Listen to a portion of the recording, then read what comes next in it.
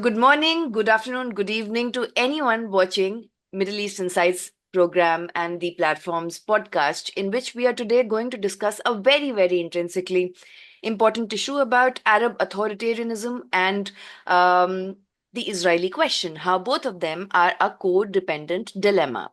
We all are divided into camps. We all are divided into our own subconscious ideologies of how we perceive and how we are trained to perceive. Today, we have a very, very in-depth strategic and a speaker with a lived experience who is joining us live right now from Scotland. His name is Robin Yassin-Kassab, and we will introduce him. But before that, we have our guest today, Robin Yassin-Kassab. He is the author of The Road from Damascus, a novel, and co-author of Burning Country, Syrians and Revolution and War, which is a non-fiction book. He edits and writes for Critical Muslim and is the editor-in-chief of ISIS Prisons Museum. Something which really did strike me when he said that the Israeli problem or the Israeli question will be solved the day after the Arab dictatorship problem is solved. It seems there are no shortcuts right now. And the Palestinian national self-determination won't happen until the Arabs achieve political self-determination, which means democratization. There's so many things happening at the same time. So how do you avoid getting into the traps of these camps where one entity is pitted against the other?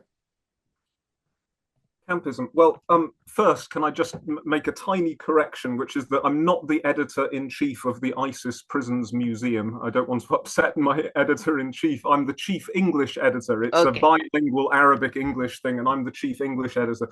If people look that up, they won't find anything, because it's going to be launched on the 11th of October. So if they look up ISIS Prisons Museum on the internet from the 11th of October, they'll see what that is all about.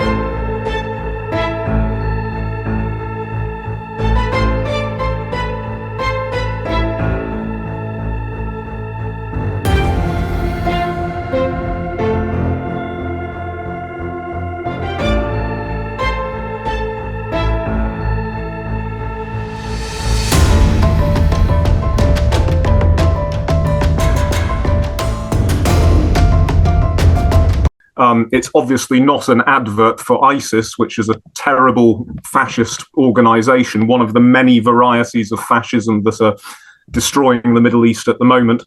It's a kind of investigative journalism and human rights project documenting what ISIS did. So let's go on to campism, your question, which is wide open. I mean, how does one resist campism? I mean, it should be straightforward, shouldn't it? That we as human beings, when we see genocide, when we see the mass slaughter of human beings and the destruction of civilian infrastructure, we should all immediately respond to that by saying, wait a minute, there's no excuse for this. We have to do everything that we can to stop this, or our humanity is called into question. Our humanity means nothing.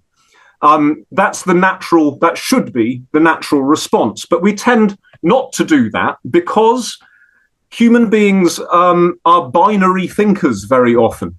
And I mean, the metaphor campism goes back to the Cold War, when some people were in the Western camp, the United States and NATO and Europe camp, and other people were in the so-called communist camp, the Russian camp, and so on. But I think it goes back beyond that. It goes back to the beginning of time, because human beings are binary thinkers. They like to think in terms of opposites or pairs. You know, so we like to think that whenever we have a good force, or whenever we have a bad force, there's a good force. And our stories work like that. You know, our Hollywood films work like that. Our children's tales work like that. It's easy and simple for us to think in terms of goodies and baddies. Where do I stand in this fight? Which person do I stand with?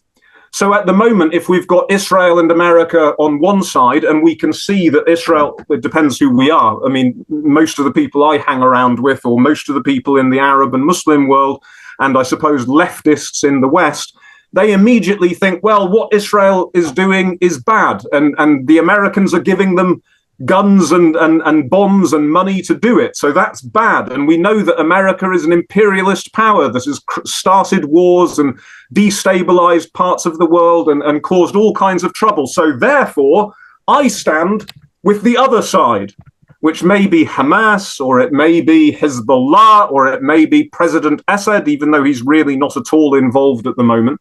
It may be Iran. And, you know, we want to think that because there are baddies, there must be goodies. Now, if you're a Syrian, it's very easy to not fall into that campist binary trap, because Syrians have the experience, or they know that both sides, if they're opposite sides, that both sides are horrible. You know, part of Syria is occupied by the Israelis, the Golan Heights. Syria has been in multiple wars with Israel.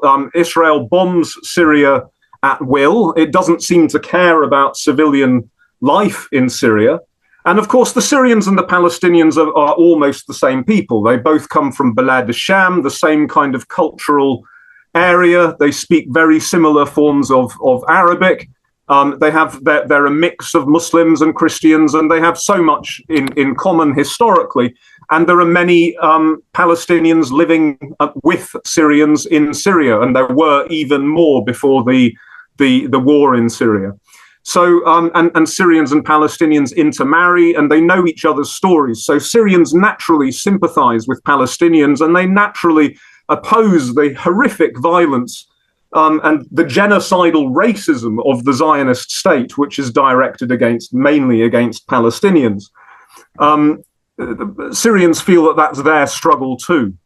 At the same time, they know that Iran and Assad and Hezbollah are not a resistance to Israel. They know that certainly since 2011, Hezbollah and Iran, their priority has been to subjugate the Sunni Muslims of Syria and also Iraq and also Lebanon, but in particular Syria, because the people rose up. It wasn't a sectarian Sunni thing at the beginning.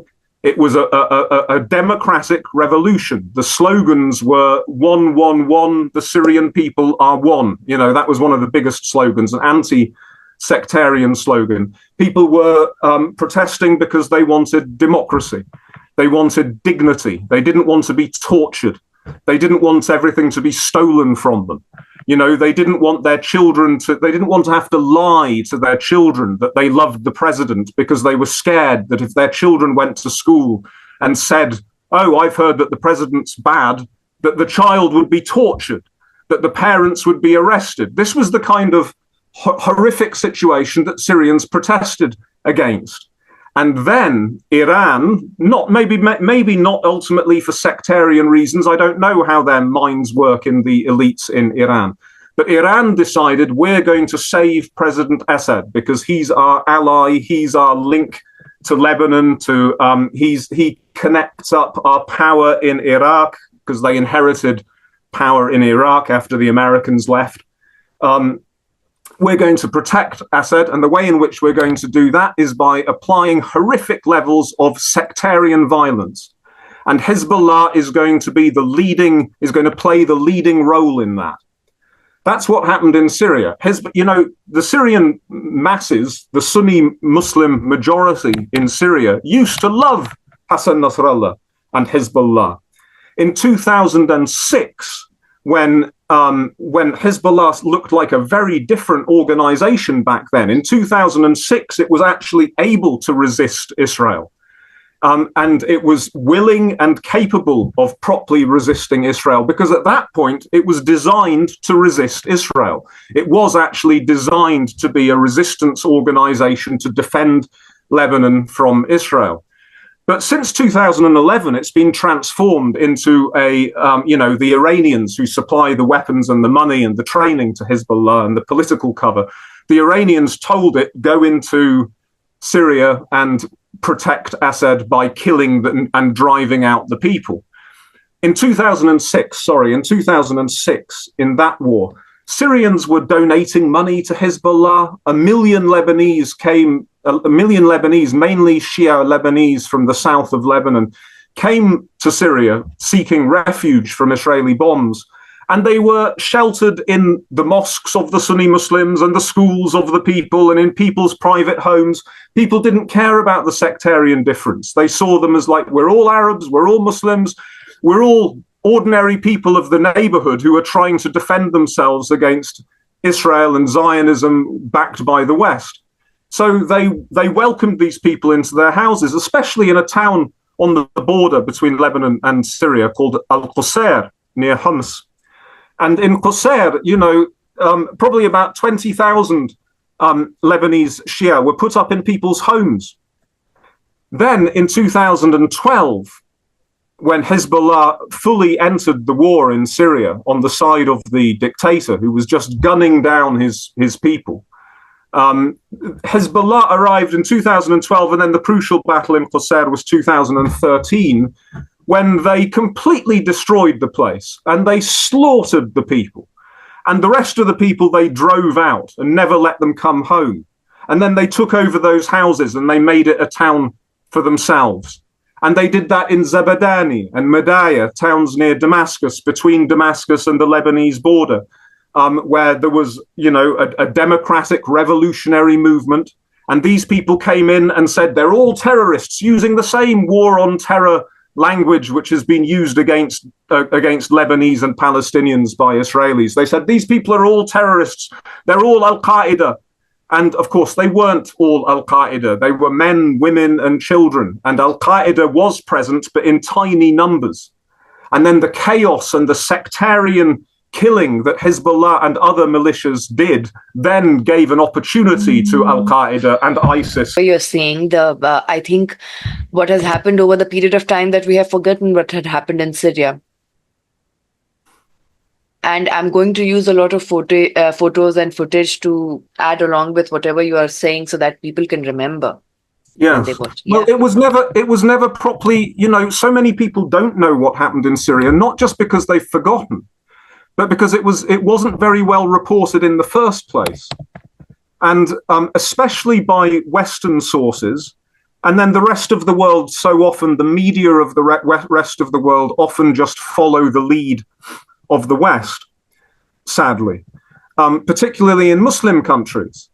And also because of this campism that I was talking about, because people like to believe that there is a good camp and a bad camp.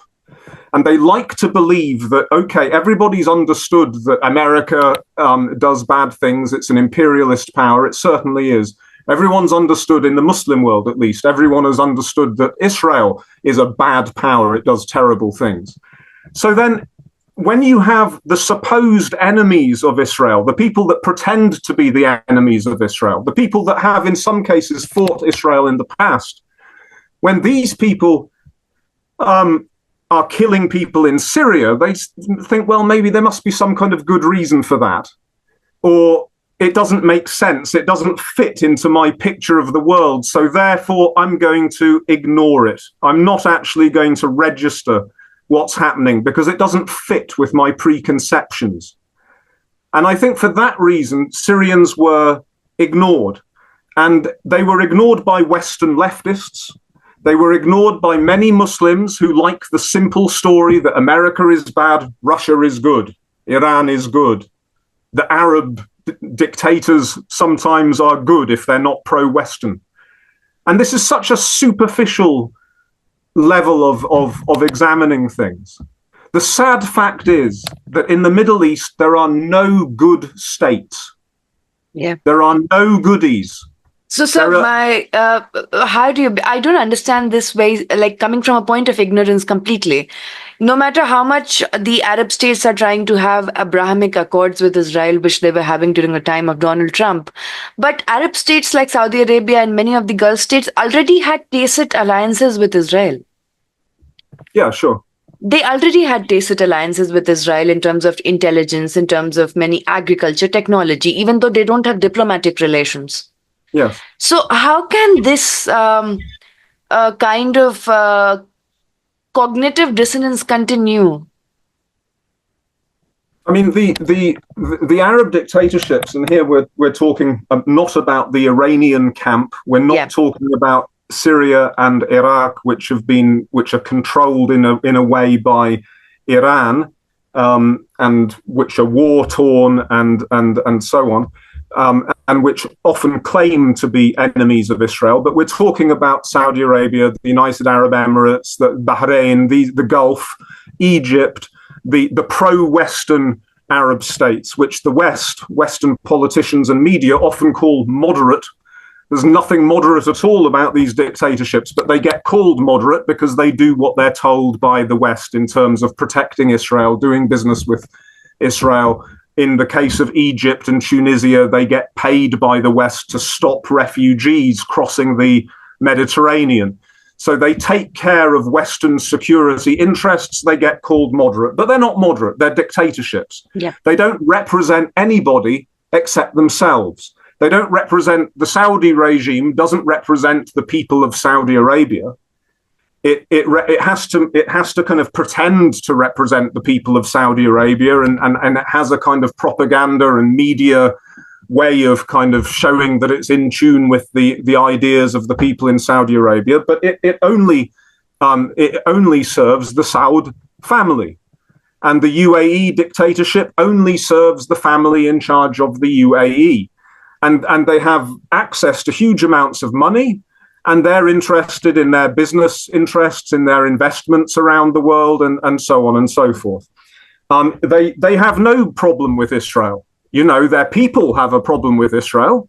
Their people, feel some degree of connection to the idea of the Arabs and the Muslims and the people of the region, whether they're Arabs and Muslims or not, helping each other out and supporting each other, and having some kind of self-respect and not allowing different groups of outsiders to come in and slaughter them. But these dictators don't care about that. They're not interested in that. And the Abraham Accords, I mean, this is a kind of, peace agreements between countries which never fought each other in the first place. There was never a war between Bahrain and Israel. So these accords, these peace agreements, it's a kind of game of smoke and mirrors. It's a kind of propaganda thing. It's a way of forgetting the Palestinians. It's a way of making it seem that the problem has gone away, even though, Trump organized those Abraham Accords, and at the same time, he recognized the annexation of East Jerusalem. He recognized the annexation of the Golan Heights. And if Trump comes back after the next election, he will definitely recognize the annexation of the West Bank. So it's just a way of easing these criminal annexations and the solidifying of occupation and apartheid and now genocide, by giving the impression that that's all okay because Israel is being accepted by the peoples of the region. But the peoples of the region don't accept this at all. You've got a few gangster families that, of course, they accept it. They always did. You know, if you can do business with them, then they'll accept that. They've got no problem with it. So it's this is the other thing. When I criticize Iran, people often say to me, "Oh, but at least Iran is doing something, not like the Sunni Arab, the Gulf country." I'm not defending the Gulf dictators. Watch my lips. No state in the region is democratic. No state in the region represents the people living in that state. No state is representative. No state recognizes human rights or national rights or individual rights or civil rights. None of them. So, sir, I remember there was one social media post in which, after the assassination of Hassan Nasrallah, someone quoted that this is karma because he was involved in the Syrian, the kind of genocide in Syria, and that hit him. At the same time, the Israeli Prime Minister Benjamin Netanyahu has been talking directly with Iranians. It is the same kind of script with Biden used for people in Gaza. And standing, that we see you, we are there to support you, we are not against you, and all that kind of propaganda is going on. So my next question is that what do you think will happen to Hezbollah after the assassination of Nasrallah? And Nasrallah is going to be buried in Karbala. Yeah, I'd say first that with the, Netanyahu addressing the Iranians, I mean, there probably is an audience for that in Iran. Yes. Which there isn't in the Arab world. So in Syria, if, I don't think it's going to happen, but if, a lot of Syrians are very happy that Nasrallah is dead. If Israel killed Bashar al-Assad, the dictator of Syria, tomorrow, Syrians would be overjoyed. But that doesn't mean that they would want to make friends with Israel. A lot of Syrians, most Syrians are very happy that Nasrallah is dead because this is a guy that ordered, starving children to death in Syria and the destruction of cities in Syria. I want to just finish that point and say that when Assad recaptured Aleppo from the inhabitants of Aleppo in 2016, Aleppo city had been held by the revolution of all different kinds of people. Muslims and Christians and atheists and left-wing people and right-wing people, but people who'd all come together to get rid of Assad. And they held Aleppo city. And then in 2016, Assad got it back. How did he do it? 80% of his ground forces, 80% were not Syrian. 80% of his ground forces were Hezbollah from Lebanon, Shia militias from Iraq that were funded and armed and trained and organized by Iran, militias from Pakistan and Afghanistan, Shia from those countries who were organized by Iran, not Syrians. And the air force was Russian. So what you have in Syria is not just a civil war. There was a revolution which the vast majority of the population supported. And Assad lost 4/5 of the country. And then Iran and then Russia had to intervene massively to support him. And America allowed it. It's not as if they were fighting back against an American plan, which some people think. America did a deal with Iran. Obama did a deal with Iran at the point when Iran was pouring tens of thousands of foreign troops into Syria. So that's my point. That's why Syrians don't like Nasrallah, don't like Hezbollah, don't like Iran. They see the same kind of genocidal fascism and mass expulsion of people and genocide that the Israelis are perpetrating against Palestine. Iran did the same thing against the Syrian people, and it's still going on today. That's why the Syrians are happy when someone like Nasrallah is killed, but that does not mean that they want to make friends with Israel, because I said it already, they know what Israel is. They feel the pain of the Palestinians. They're the same people almost as the Palestinians.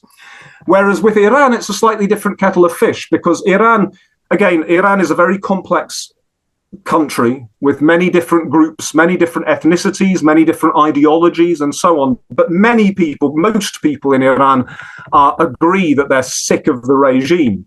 They don't like the hyper-authoritarian, very corrupt regime, which has besmirched Shia Islam and which is imposing dress codes on people that don't want dress codes, and it has this kind of aggressive politics all over the region, which is trying to build an empire in the Arab world.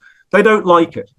And I think probably most Iranians, not all of them, but I think probably most Iranians feel that the battle for Palestine is not their battle.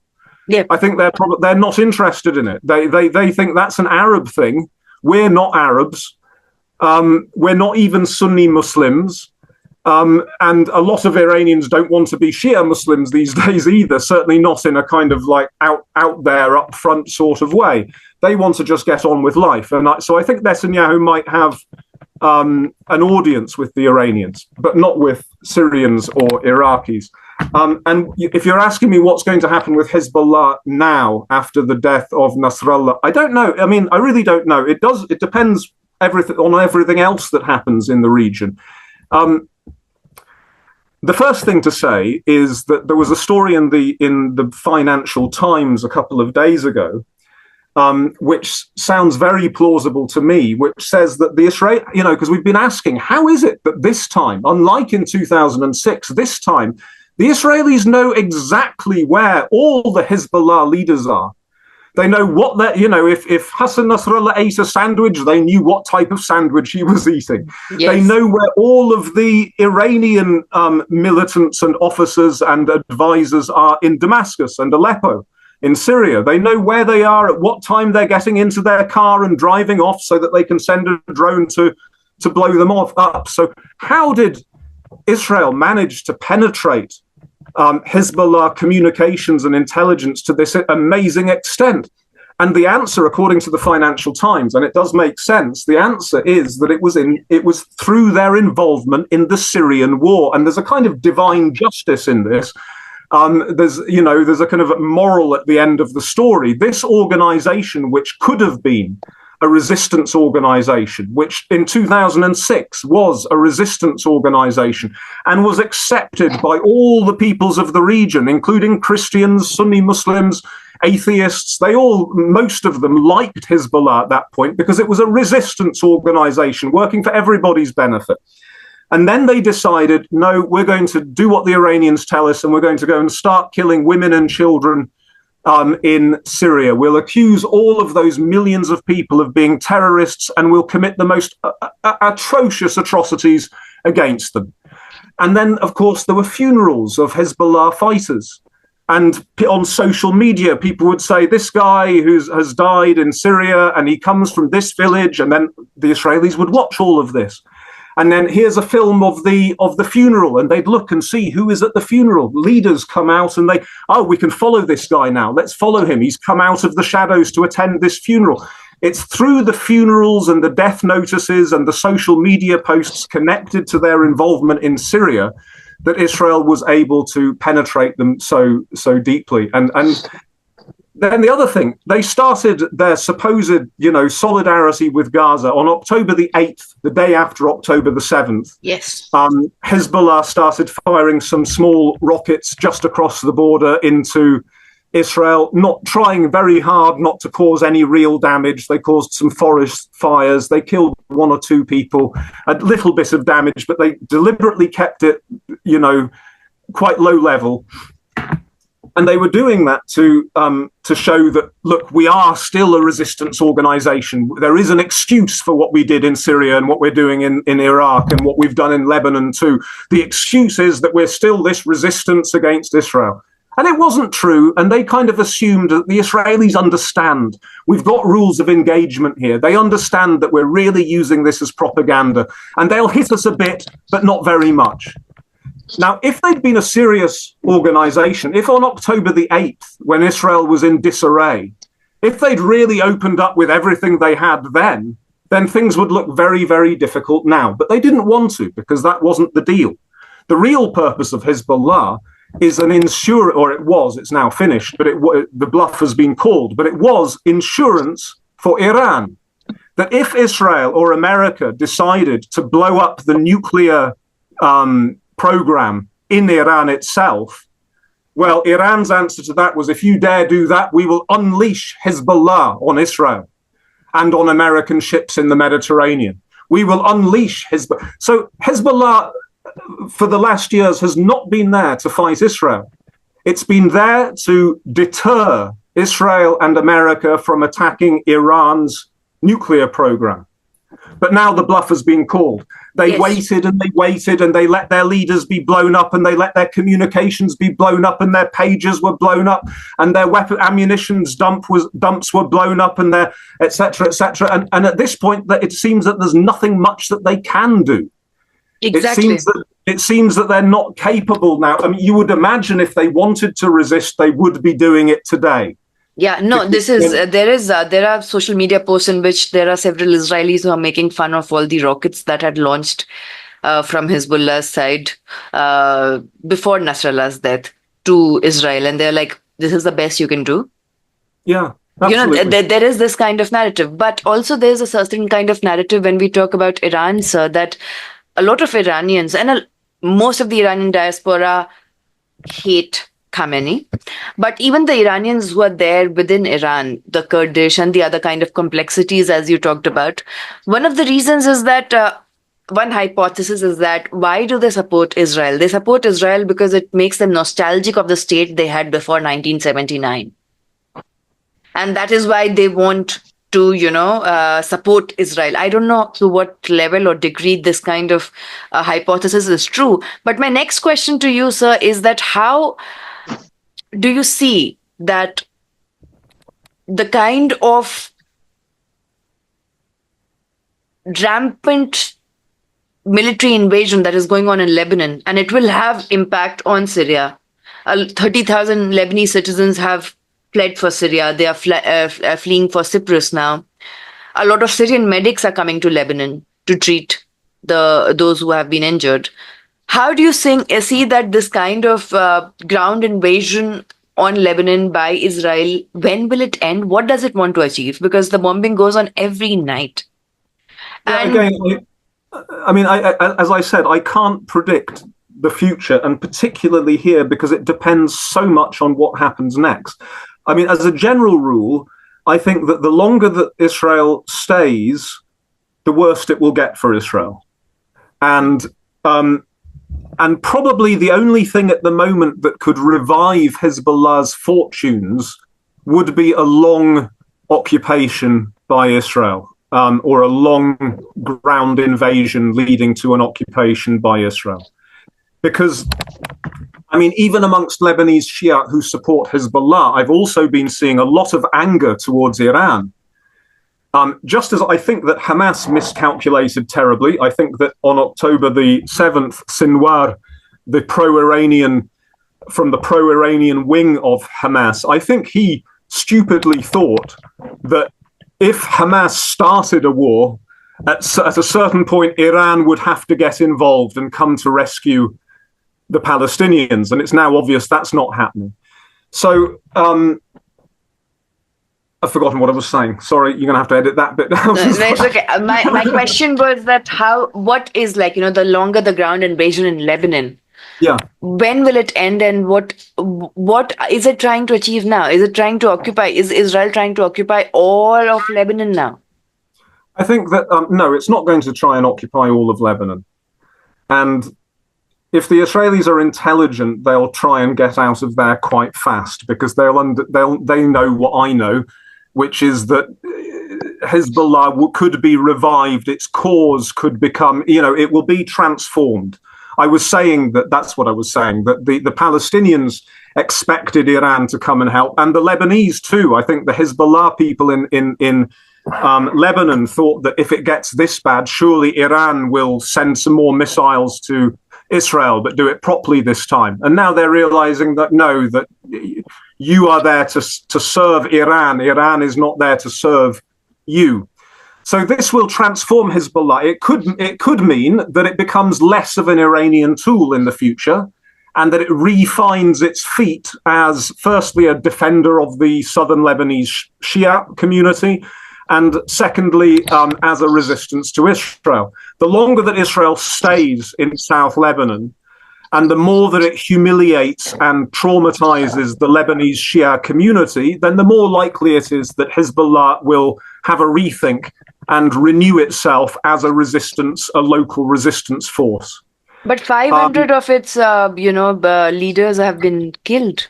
Yeah, I mean, this is a long-term thing. It has to go back to the grassroots. It's been wiped out. I don't think it's capable at the moment of providing a serious resistance, but we'll see. It depends how deep the Israelis go. It depends how much they upset local people who may start resisting, even if they're not getting orders from the Hezbollah Central Command. And then these local people who are resisting may become the new leaders of Hezbollah. It's going to be a long process. It depends as well what happens in Lebanon, because remember that Hezbollah has been a key component of the Lebanese government, which is in itself is a kind of dysfunctional thing. Lebanon hasn't really had a proper government, and it doesn't have a strong army. So Hezbollah has been the army. It's been the strongest military force in Lebanon, and it's been the most influential political actor in Lebanon. It's also committed lots of assassinations over the years to keep other groups down. There's lots of people that will want revenge from Hezbollah. There's lots of people that are not happy with the way in which Hezbollah has monopolized military force and political power in Lebanon. And a lot of those people are going to start making moves to, now that they see that Hezbollah is on the ropes, a lot of these people are going to start making their own moves to take over. Now, who knows who's going to come out on top of that? There could be another bout of civil war in Lebanon. Yeah. It could be that the Amal militia, which is another Shia militia, but not sponsored by Iran. It could be that they take over the leading role. All kinds of things could happen, and it depends on what happens everywhere else, and what it depends. Does this mean that now Saudi Arabia, which used to be influential in Lebanon, but in recent years has just kind of given up and backed out and left the field for Iran? Will the Saudis try to come back? Probably not, but that could happen. Will the Americans and the Europeans try to sponsor some pro-Western force to take over? I don't know.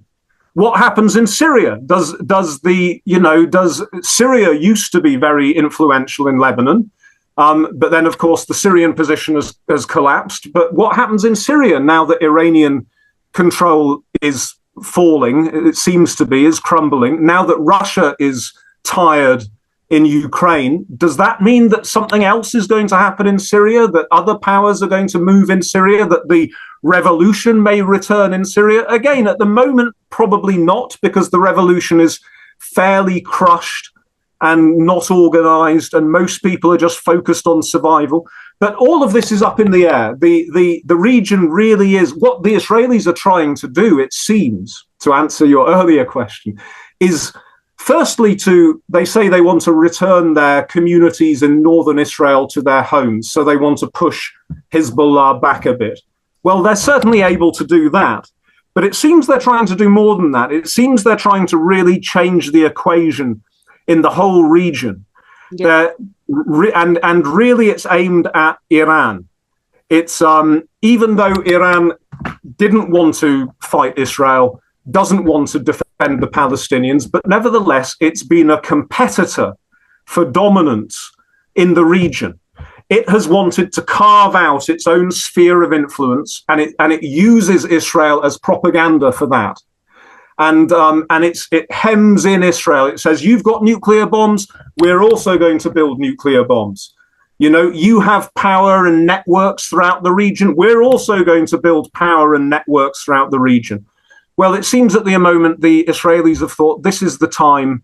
The Americans are here now. It's an election year. The Americans can't stop us. They can't stop giving us weapons, because we can make that play badly for them in the elections. They've already got their warships in the region. They're already committed to defending us. So if it does get out of control, if this does escalate and the Iranians really feel that they're under pressure and they have to actually try to hurt us, not just a bit of theater, that they actually have to try and hurt us. Well, at this moment, we've got American warships in the Eastern Mediterranean and in the Gulf, ready to take on the Iranians. This is our opportunity to change the equation and come out of this much, much stronger. They feel that on October the 7th, they lost their deterrent power, and they did to a large extent. Yeah. So they want to reestablish that. They want to show the world and show the Arabs and the Muslims and the region that there's no point messing with them, because they are the unchallenged power in the region. That's what they're trying to do. And that kind of template is going to be used and reused by several other states in different parts of the world. Because if Israel can do it, then why can't us? And they are going to, that kind of, at least that kind of discourse has started in many of, like, even in India, it has started. And Absolutely. and it's horrific and it's scary to even have, to listen to this kind of discourse in terms of the humanitarian crisis it will generate. But at the same time, my next question to you, sir, is that how did Houthis get so powerful that they are trying to assassinate Netanyahu? They are trying to send a missile at central Israel. They are trying to, create problems in the Red Sea. China is asking them to play down, but again, they have not stopped, attacking. How did that suddenly Houthis get so powerful when Hezbollah itself or when other so-called resistance actors were not so powerful? They're trying their bit, whatever it is that they're trying. Yes. I mean, the Houthis are another, they're also part of the Iranian constellation of militias spread out throughout the region. They're also part of the system by which Iran has tried to extend its influence. Having said that, like all of these actors to some degree or other, they're not simply proxies of Iran. And a lot of bad analysis just tries to see everything. This is campism too. It thinks that everything can be explained by which camp you're in and who's in charge of that camp. And the man in charge of that camp must be giving the orders to everybody. It doesn't work like that. I mean, especially Hamas, people would say that Hamas is just an Iranian proxy. It isn't an Iranian proxy. And in fact, during the revolution in Syria, Hamas took its people out of Syria and stopped its relations with Iran for a few years in protest at what was being done to the Syrians. But then they came back. And the Hamas are looking for allies and people to support them, and they'll take whoever they can. That doesn't mean that they're a proxy, a simple proxy. They certainly didn't tell the Iranians that they were going to do October the 7th. They certainly didn't. And the Houthis are not simply an Iranian proxy. They come from the Houthis is a tribe, a tribal group of Zaydi Shia, another kind of Shia from the Shia in Iran, and they represent one side in the civil war in Iran, some in Yemen. Some people try to cast them as revolutionaries or rebels, which they're not, because it was when the dictator of Yemen, Ali Abdullah Saleh, the dictator of Yemen, was kicked out by the Yemeni people during the Arab Spring. Now, because he was a horrible dictator, he personally and his sons controlled most of the army. And he decided, when in his disgruntlement after being kicked out, that he would hand over huge amounts of weaponry, which he had control of, to the Houthis, which was a group that he had been fighting when he was the president. But he decided, I'm going to be the spoiler here. I don't want any new government in Yemen, so I'm going to give the weapons to the Houthis. And using those weapons, they were able to take over a huge amount of the country. And then the Iranians saw, oh, okay, these people are useful. Let's back them. And that will upset the Saudis. And then the Saudis and the Emiratis came in and tried to solve the problem by bombing civilian infrastructure and bombing civilians from the air. A complete disaster. They didn't hurt the Houthis.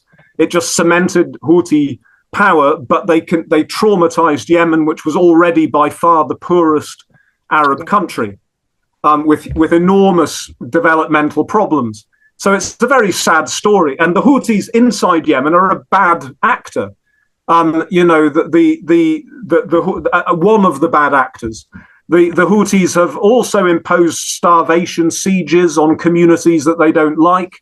They're horribly authoritarian. They kill journalists, etc., etc. And their anti-Zionism is mixed up with anti-Semitism.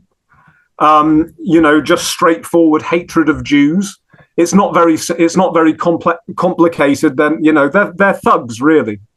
Having said that, they're making plenty of friends amongst the Arab public because they're, in a way, doing what the Arab dictators should be doing, what the Arab states would be doing if they weren't dictatorships. They're making the genocide of Palestinians more expensive. Yes. Even with very little reserves, they don't have a huge military power, they don't have great technology, they don't have any money. But they've shown that just by upsetting shipping in the Gulf, they can suddenly, cause inflationary pressures on all the economies in the world. Yes. By firing the occasional missile or drone at Eilat port in Israel, the big port in Israel, they can put the port out of business. Yes. Even though their missiles always get shot down, their drones are always discovered and get shot down because they don't have great technology. But it just takes one arriving in the sky and then the possibility that something could be hit. And suddenly the insurance on the shipping and everything else goes sky high. So economically, they have a huge effect. Yes. And it's a shame that this is, one of the questions. Why do terrorist groups and militias, whether it's Sunni or Shia, whether it's Hezbollah or Al-Qaeda or ISIS, or why do they get some starry-eyed admirers in the Arab world and amongst the international Muslim community? Most people can see through them, but there's plenty of people that can't, because they want to believe. We're back to this binary thing. Yes. They want to believe that if there's a baddie committing genocide against us, humiliating us, murdering our children, and laughing about it with total impunity, then there has to be some force that does something, anything, against it. So if it's the Houthis doing it, if it's Al-Qaeda doing it, then people say good, and that's the tragedy, because we should have governments, representative governments, that don't need to do it even with violence, that just need to say, look, I'm sorry, we don't want to fight with anybody, but so long as you are funding and arming a genocide of our brothers and sisters in Palestine, we're going to close our ports to you. We're not going to sell you oil and gas. Even if it means this year we're going to be hungry in our country, we have dignity. And we're not going to sell you oil and gas. We're not going to let you have military bases in our countries. If they did that, they would be much more secure, because the military bases are usually there to protect them from their own people. And their own people wouldn't hate them so much if they acted like decent governments.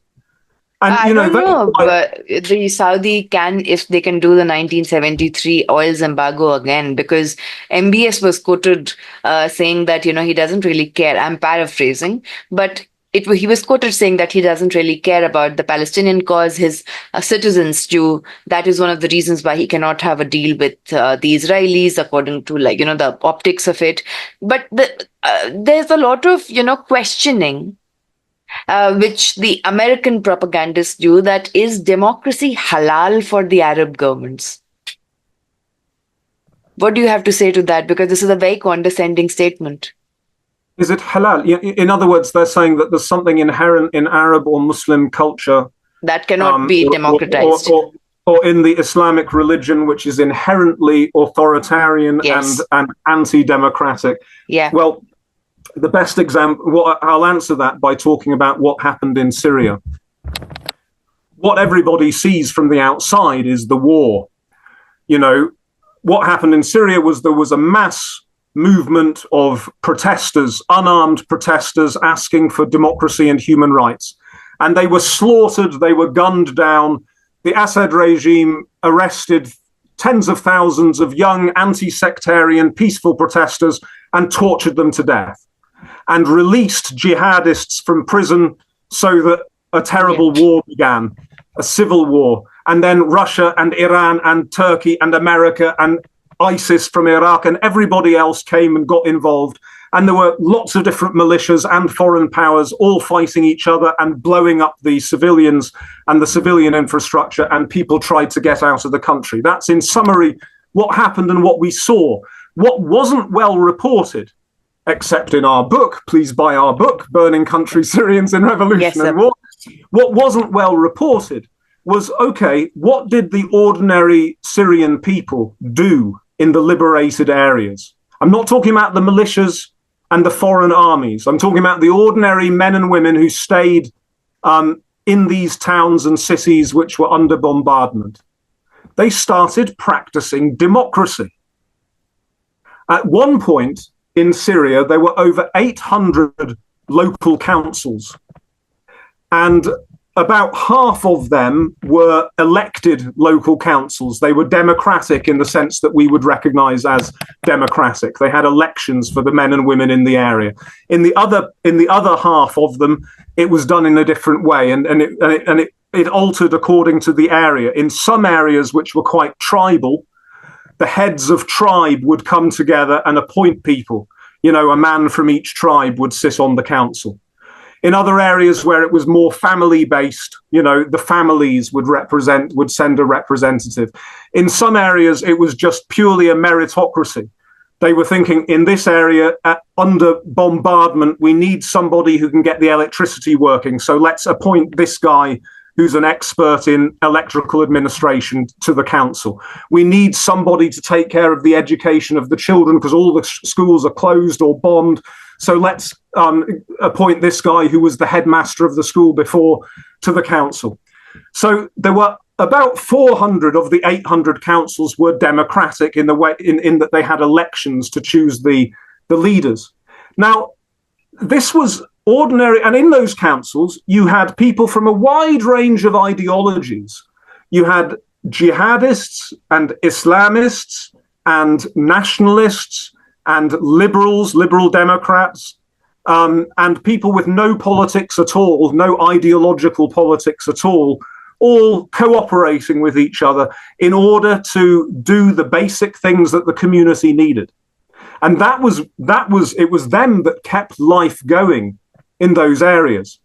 So when I hear people saying, oh, well, you know, the Arabs and the Muslims, they don't like democracy. They're not capable of doing democracy. Their culture means that they're like foolish children who need to be told what to do by a strong man.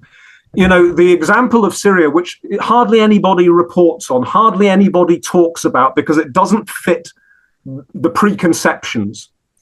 The example of Syria shows you that no, whenever they get a chance, that's the first thing that these people do naturally. They don't need the Americans or the Europeans to tell them to do it. In fact, the Americans and the Europeans are the ones usually funding and arming the dictators that are crushing them. If you just give them a chance, that is what they do. And it's not democracy which has made people say, oh, look, the attempt to get democracy in Syria ended, or in Libya, ended in chaos and war. It wasn't the Democrats that created this chaos and war. It was the dictators. It was the hyper-authoritarians. It was the authoritarians which have crushed the life of the Arab world since so-called independence. We got independence from the colonial masters. And then very quickly, within a few years, almost immediately, gangsters who had got into the army in many cases, seized control of the young institutions. And then they crushed the life out of these countries. And that's why if you go to the United States and go to a hospital, you'll find that the top doctors in the hospital are very often Syrians and Iraqis and Egyptians and Indians and Pakistanis and others.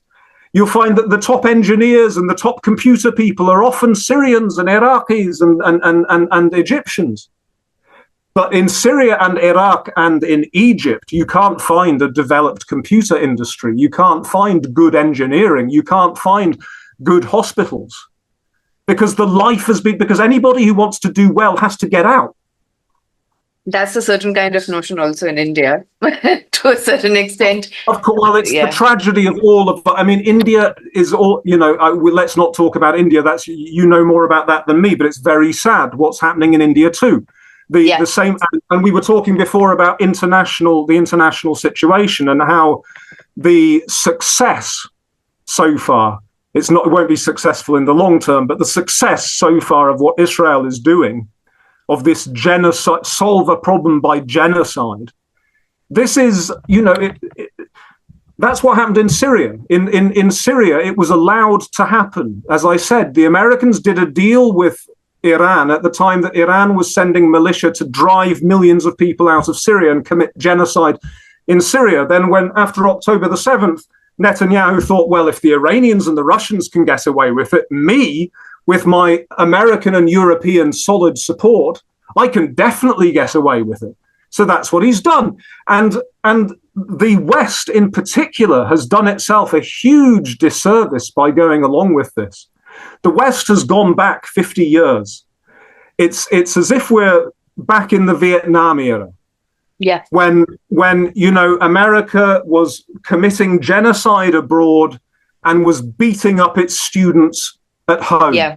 Yeah. And it seemed we had 50 years in which they committed terrible crimes and terrible mistakes, and there was the Iraq War, and there was all kinds of stupid, idiotic things. But nevertheless, in Iraq, unlike in Vietnam, they tried not to destroy hospitals and schools and residential blocks full of people. Sometimes they did hit civilians, and their stupidity and clumsiness and ignorance and lack of a plan helped create a civil war, which killed a hell of a lot of people.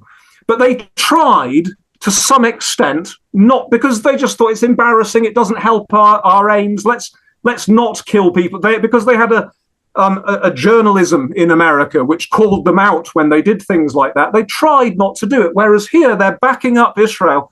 And Israel is obviously the target in Gaza, is not Hamas, it's the Palestinian people and their history. And their archaeological remains, and their schools and hospitals, and any sign that they ever existed there. That is the problem, because even in India, for example, there's no differentiation between Hamas and Palestinians. Yeah. Hezbollah and Lebanese. Yeah. It's so sad, and it is so it is a certain kind of disservice to knowledge, even the acquiring of knowledge, when this kind of separation is not done even between the state and the civilians. Yeah. And the next question, sir, is asked by one of our volunteers, Gaurang, who says that there is a certain kind of divine, even though French Revolution so-called separated the church from the state, but you look at Israel, it doesn't want to be a secular state, it wants to be a Jewish state. You look at Saudi Arabia, the constitution is the Quran. Look at Iran, theocratically, completely. So how does, this kind of legitimacy, which is given by religion, in today's day and age, creating legitimacy for these Arab dictators and the Zionist dictators and the Persian dictators? It's complicated. I mean, firstly, the Jewish state, it's an ethno-state. It's not, it's becoming more like a religious state. The religious right in Israel are increasingly powerful, and demographically, there's more and more of them all the time. And so it's becoming more like a religious state, but the people that set up Israel were not religious. Yeah. The European Jews, the early Zionists, were not religious, and Zionism was not particularly a religious idea. Yes. And there are Orthodox, ultra-Orthodox Jews who don't like Israel because yes. they feel that they believe that the Jews should be in diaspora because this is what God has ordered for them.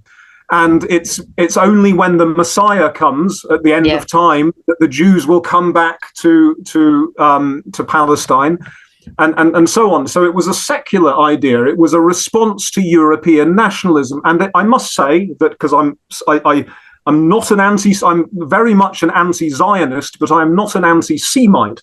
Yeah. And I think that Zionism is a complete dead end for the Jewish people, and it's a disaster for everybody else. It will be a terrible disaster in the end for the Jews too, and it already is. And having said that, I can understand why they did it. I can understand why Zionism seemed attractive to so many Jews for so long, and still does to many of them, because the Jews were treated so appallingly badly in Europe.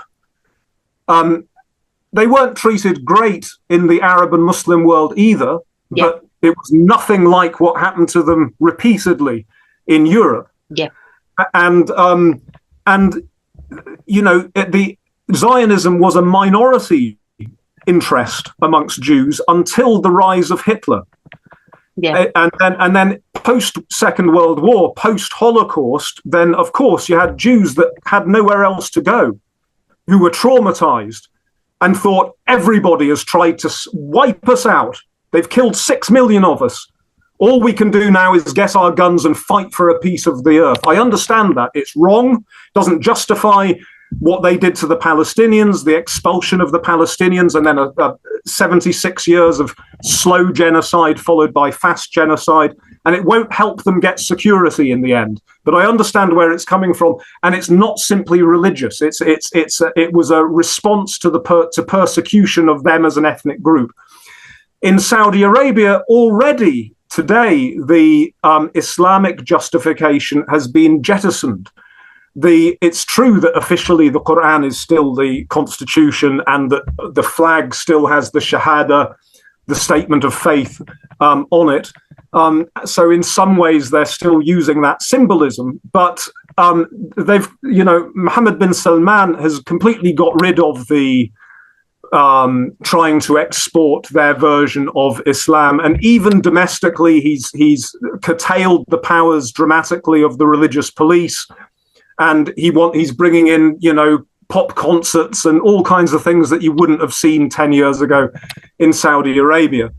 He's also, and I think the key reason for that is not because he's a liberal, because the royal family were always liberals in their private lives. They always sent their sons and daughters to American universities and enjoyed nightclubs in London and fast cars in Switzerland, and they were never particularly religious themselves.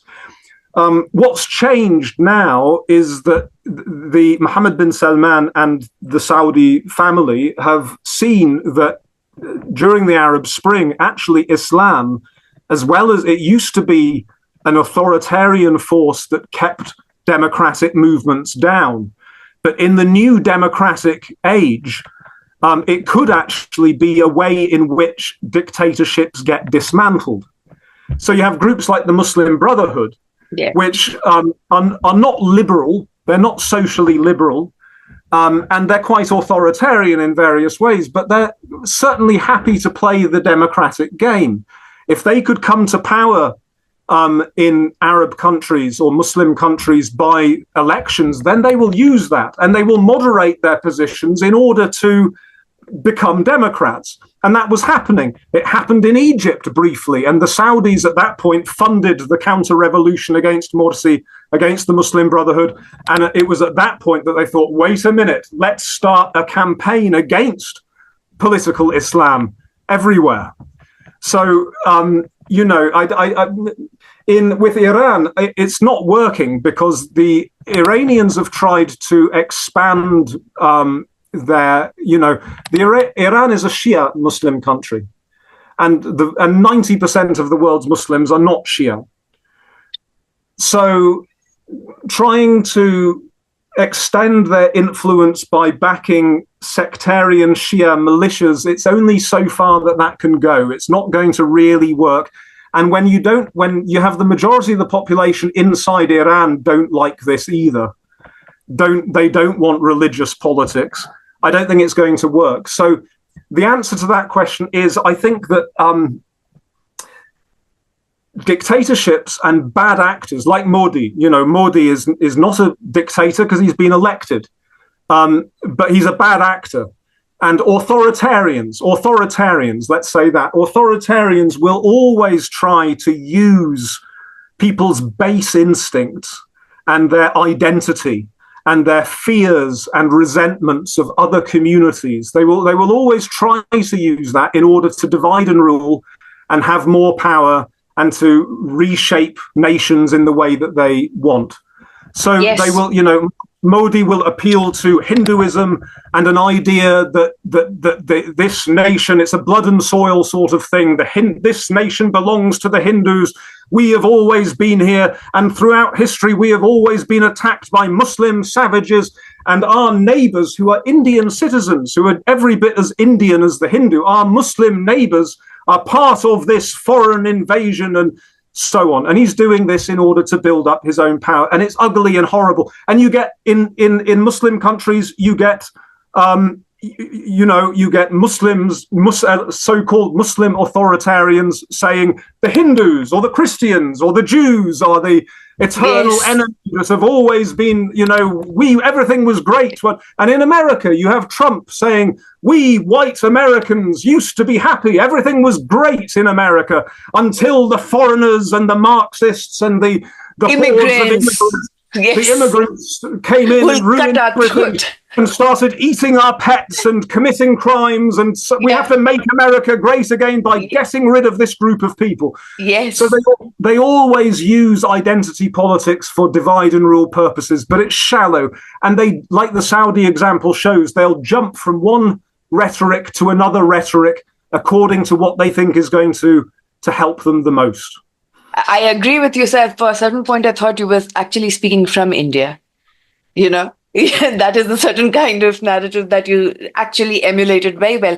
Recently, I went to a TV discussion knowing that it's a right-wing audience and everything. And within a second, I was mentioned as Hezbollah agent. Not even Hezbollah or Hezbollah. Hezbollah agent.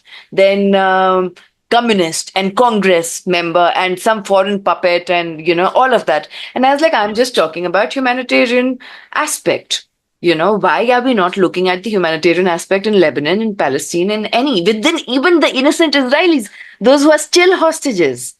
Yes. Everyone is a hostage right now. Yes. In absolutely. The larger framework of thought. So, sir, Can I say one thing for 30 seconds? Because just to finish that point, because yes. We often think of the West, maybe we don't, but some Westerners like to think of the West as if it's kind of developed out of this, as if it's kind of somehow left the silly religious ethnic politics behind, that it's now grown up and rational and civilized. But with the Palestine thing, you really see that why, particularly in America, each different Western power that supports Israel has its own cultural reason for doing so. And in America, so much of it is to do with the fact that I think most Americans, consciously or unconsciously, seem to think that the state of Israel is the land of Israel. It is the same land of Israel that they read about in the Bible. Yes. And that somehow it's always been there. And these Jews are the same people that were there thousands of years ago. And the Muslims have kind of come recently from Mecca to attack the Jews. And it's their duty as Judeo-Christians, as Christians with roots in the Jewish mythos, to defend Israel. And that's such a kind of ahistorical, nonsensical response to this crazy ethno-state that was born out of the trauma of the Second World War and which has caused war all of the time, and whose first victims, the Palestinian people, have always been there. They have always been there. At one point in history, most of them were Jews. Yeah. And then, when Christianity came, most of them converted to Christianity. And then, when Islam came, most of them converted to Islam. And some of them were still Christians, and one or two were still Jews. If you're looking for the ancient Jews, they don't exist anymore. You can't find them. But their closest relatives today are the Palestinian people. Yeah. So in the name of the land of Israel and all of this mythical nonsense, America is paying for the genocide of the closest ethnic population that we have to the original inhabitants of Judea and Samaria 3,000 years ago. It's an absurdity, They're waiting for the second coming of Jesus. Let the Jews and the Muslims fight each other. Yeah. And then the second coming of the Jesus, after, I don't know what is I'm not, I don't have the knowledge of the biblical understanding, but the entire idea of hardcore evangelicals who fund the presidential campaigns. hardcore evangelicals and the reason that let them fight each other. We are waiting for Jesus to come back again. And now in what we are also waiting for Krishna and God knows who all. I don't know why we are. But there was this book by Sheena Iyengar and The Art of Choosing, in which now she is visually impaired and she teaches at Columbia University, one of the immigrants from India. She said that in her thesis, when she went to so many countries and understood religion, she understood that the more poorer a country is, the more religious it will be. Yeah. And at the same time, we should not forget that even in US presidential elections, the oath finally is always taken on the Bible. Yes. The oath is finally always on 20th of January taken on the Bible. They have never had a Muslim, Jewish president. So it's the religious divinity of all of it is not just limited to Iran or Saudi Arabia. I think everyone plays it according to their own whim and fancy. And in India, it is... I'll stop there. So the next question is that Tabassum is saying that it is an amazing session, sir. The amount of atrocities unleashed on minorities of the region by these extremists is equally disgusting as the Palestinian and the Syrian genocide. It will be hypocritical to condemn Palestinian genocide and ignore the others.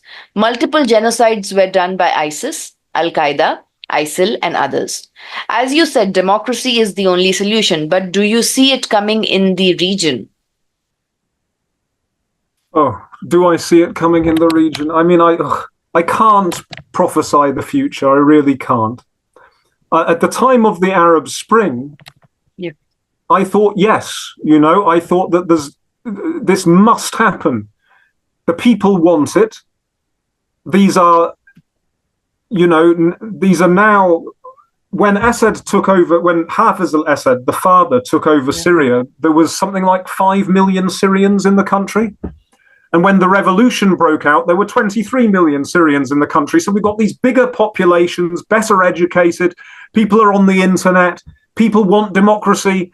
These dictators can't keep us down forever. But there's a quote from Gramsci, which is, "The old is dying and the new cannot be born." And in the interregnum, monsters appear. It's something, I haven't got it completely right. In the interregnum, the old is dying. So that's true. These old dictatorships they've been collapsing for the last 15 years. They've failed economically, culturally, militarily, socially. They've failed in every way, and they've got no answers. And they're collapsing. Their countries are collapsing. There's mass waves of people trying to get out, and there's war and chaos inside the countries. The kind of dreams that people had in the Arab world in the 1960s have just dissolved about the great future. So the old system is going, but the new cannot be born. The new cannot be born. And none of the revolutions have succeeded. In part because of our own internal weaknesses, in part because the dictators are not good at building, but they're good at destroying. They're good at traumatizing and playing on resentments between different groups, because foreign states come in and stop the progress for their own reasons. But in the interregnum, monsters are being born. One of the monsters is ISIS. One of the monsters are these warring militias in Libya, some of which are being paid by the European Union to torture and kill refugees at the moment, to stop them coming across the Mediterranean. Yeah. So these are the monsters. In terms of, she says ISIS, I mean, it's true that the whole region, since the collapse of the Ottoman Empire, even before the collapse of the Ottoman Empire, is it 1915, the genocide of the Armenians? Yes. To 100 years later, 2015, the ISIS genocide of the Yazidis. In this area between what's now, southern Turkey and the Gulf, there's been genocidal violence against the Iraqi Kurds, genocide against the Armenians, genocide against the Yazidis, genocide against the mainly Sunni Muslim areas, revolutionary areas in Syria, genocide against the Palestinians. During the Lebanese war, there was genocidal violence against Christians and Sunni Muslims and Shia Muslims and Palestinians. So the whole, and the ex-Ottoman Empire includes the Balkans. It includes parts of Europe, like Bosnia and Kosovo, where, again, genocidal violence. There's been these competing nationalist and religious identity politics that have been abused by various gangsters, and it's led to genocide after genocide after genocide, this seemingly endless cycle, which I hope, inshallah, we can get out of, because most of the people of the region are decent people. Yeah. And as I said from the Syrian example, whenever they get an opportunity, that's what they naturally start doing, is organizing themselves democratically, and they show that they're capable of compromising with each other and working on practical problems and solving them. But we're in this terrible cycle now, and it's become an international cycle. It's bigger than the region. It always was bigger than the region. But fascism is the order of the day everywhere, unfortunately. Yes. And this is a tragedy. The answer is, I hope that we can get out of this cycle. I hope that we can do much better as a human race. And the stakes are enormously high and getting higher all the time, not just because we have nuclear bombs and the capacity to destroy ourselves many times over, but because of climate change. This is precisely the moment where we should be growing up past identity politics and even borders, and learning how to cooperate with each other as humans in order to deal with the enormous problems that are coming our way. But we're not doing it yet. Yes, inshallah, we will. Yes, sir. I mean, like, what kind of democratic institution building can even get any mention in the Western media till the US or the Western states do not put some kind of, validation of it? That is the norm. That's why that's not reported. But with this, sir, thank you so much. And it is this episode, this podcast, you brought not only your body, your soul, your voice, but the energy and the trauma and the lived experience of it, with so much of energy, it is